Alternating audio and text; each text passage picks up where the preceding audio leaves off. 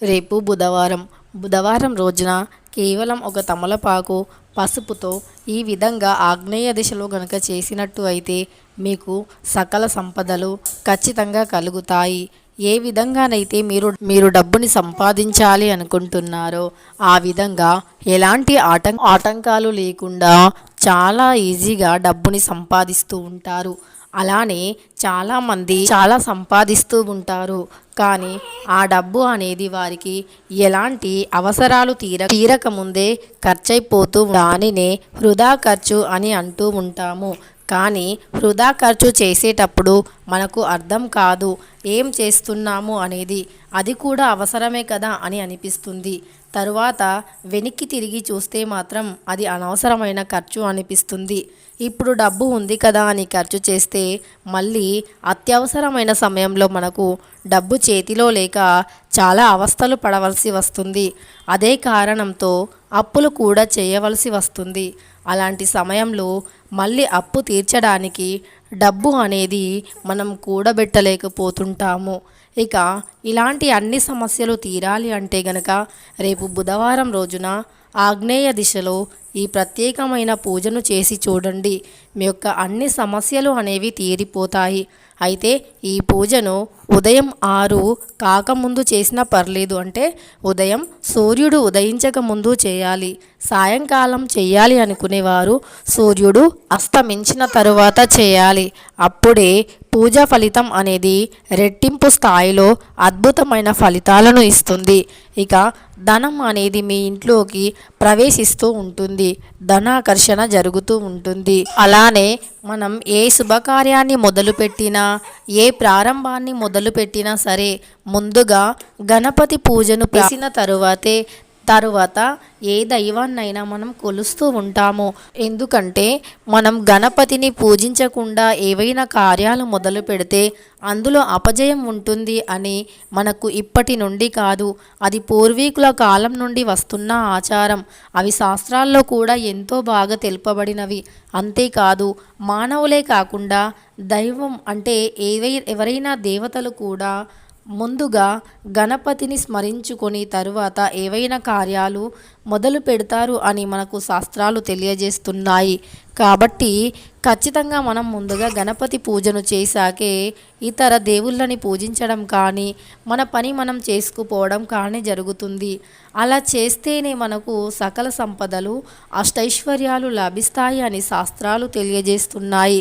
గణపతిని ముందుగా పూజించడం వల్ల ఎలాంటి ఆటంకాలు లేకుండా మన పని అనేది నిర్విఘ్నంగా పూర్తవుతుంది అని శాస్త్రాలు తెలియజేస్తున్నాయి. మనకు అది జీవిత సత్యం కూడా. అందుకే ఖచ్చితంగా గణపతిని పూజించాలి.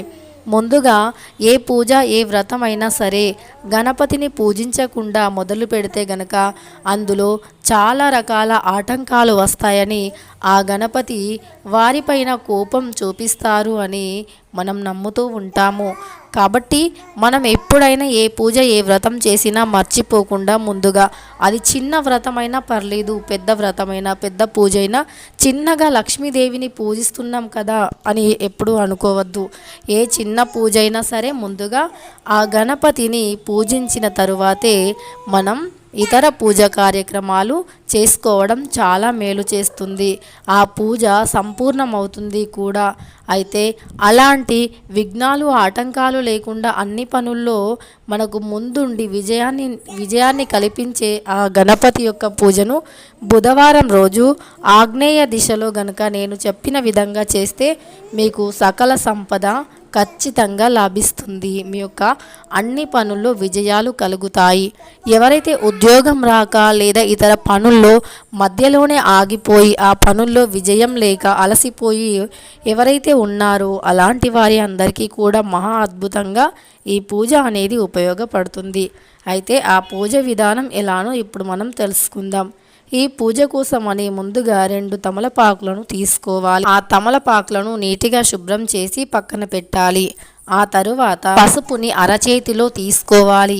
మనం ఎంత తీసుకోవాలి అంటే ఇప్పుడు మనం వీడియోలో చూపిస్తున్న విధంగా గౌరమ్మ అంటాం కదా, ఇలా పసుపుని తయారు చేయాలి. ఇప్పుడు మనం చూపిస్తున్న విధంగా పసుపు ముద్దను తయారు చేయాలి. అలా చేసిన తర్వాత ఆ ముద్దను తమలపాకులో పెట్టాలి. అలా పెట్టి దానికి అంటే ఆ ముద్దకి కుంకుమ బొట్టుని పెట్టాలి. తరువాత ఆ ముద్దను తమలపాకులో పెట్టి మీరు ఏ దిశలో అంటే ఏ దిక్కులో మనం అన్నాం కదా ఆగ్నేయ దిశ అని. అసలు ఆగ్నేయ దిశ అంటే ఏంటో కూడా చాలామందికి తెలియదు. సో అలాంటి వారికి ఏంటంటే ఆగ్నేయ దిశ అనేది పడమర దిశ అంటాం మనం. తూర్పు పడమర అంటే పడమర దిక్కు ఎటువైపు ఉంటుందో మన అందరికీ తెలిసిందే.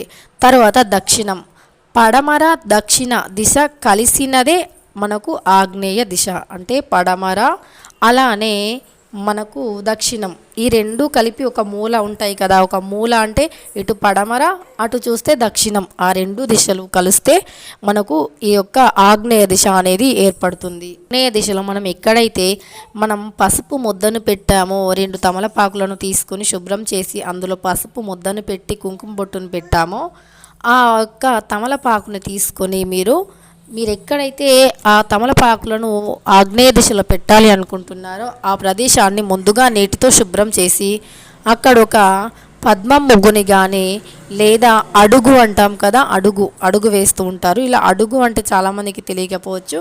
మీరు ఏదైనా సరే అష్టదళ పద్మం ముగ్గు అయినా సరే వేయచ్చు. అలా వేసి ఆ యొక్క ముగ్గు పైన మీరు ఒక ప్లేటుని తీసుకోండి. అది రావి కావచ్చు, ఇత్తడి కావచ్చు, లేదా వెండి కావచ్చు. ఈ మూడింటిలో ఏదైనా ఒక ప్లేటుని తీసుకోండి. అంతే తప్ప స్టీల్ ప్లేట్ని మాత్రం తీసుకోవద్దు. మీరు హారతి తీసుకున్నా పర్లేదు. హారతి అంటే అది హారతి అనేది ఇత్తడిలో కానీ వెండిలో కానీ రావిలో కానీ ఉంటుంది. కాబట్టి మంగళహారతిలోనైనా సరే ఈ తమలపాకులను ఉంచి ఆ ముగ్గు పైన ఈ యొక్క మీరు హారతి ప్లేట్ని లేదా వెండి గణపతిని పెట్టిన ప్లేట్ని తీసి ఆ ముగ్గు పైన పెట్టండి. అలా పెట్టాక కొన్ని అక్షంతలను తయారు చేయండి. ఆ అక్షంతలు అనేవి కుంకుమతో తయారు చేయండి. కొన్ని బియ్యాన్ని తీసుకొని అందులో కుంకుమని మాత్రమే కలపండి. ఆ కుంకుమ కలిపిన బియ్యాన్ని అంటే అక్షంతలను పసుపు గణపతి పైన వేయండి. మనం ఇప్పుడు తయారు చేసిన పసుపు గణపతి పైన వేసి గణపతికి ఎంతో ఇష్టమైన ఎరుపు రంగు మందారం పూలను కానీ లేదా మనకు గణపతికి ఇష్టమైన ఎరుపు రంగు గన్నేరు పూలు, ఆ గన్నేరు పూలనైనా పర్లేదు వేసి గరిక ఒక 5 అయినా పర్లేదు 5 గరికలను తీసుకొని గణపతి ముందు పెట్టి నైవేద్యంగా ఏవైనా పండ్లను కానీ పాలతో వండిన నైవేద్యాన్ని కానీ అటుకులు బెల్లాన్ని కానీ నైవేద్యంగా పెట్టండి. అలా పెట్టి ఓం సంకష్టహర నాసి గణపతే నమః అనే మంత్రాన్ని 11 సార్లు జపిస్తూ ఎరుపు రంగు మందారం పువ్వుని కానీ లేదా ఎరుపు రంగు గన్నేరు పువ్వుని కానీ అలానే ఆ పువ్వుతో పాటు ఒక గరిక పూసను కూడా మీరు ఆ యొక్క గణపతికి సమర్పిస్తూ మీరు ఈ మంత్రాన్ని చదవడం వల్ల సకల సౌభాగ్యాలు, అష్టైశ్వర్యాలు, భోగభాగ్యాలు, ప్రతి పనిలో విజయం, ఆటంకాలు లేకుండా పని పూర్తవడం, వివాహం జరగని వారికి వివాహం నిశ్చయం అవడం ఖచ్చితంగా జరుగుతుంది. ఇలా ఒక 5 వారాల పాటు చేస్తూ ఉండండి. అంటే 5 బుధవారాల పాటు ఇలానే చేస్తూ ఉండడం వల్ల చాలా అద్భుతమైన ఫలితాలను ఖచ్చితంగా చూసి తీరుతారు. ఈ వీడియో మీకు నచ్చితే ఖచ్చితంగా ఒక లైక్ చేసి మన ఛానల్ని కొత్తగా చూస్తున్న వారు సబ్స్క్రైబ్ చేసుకోండి.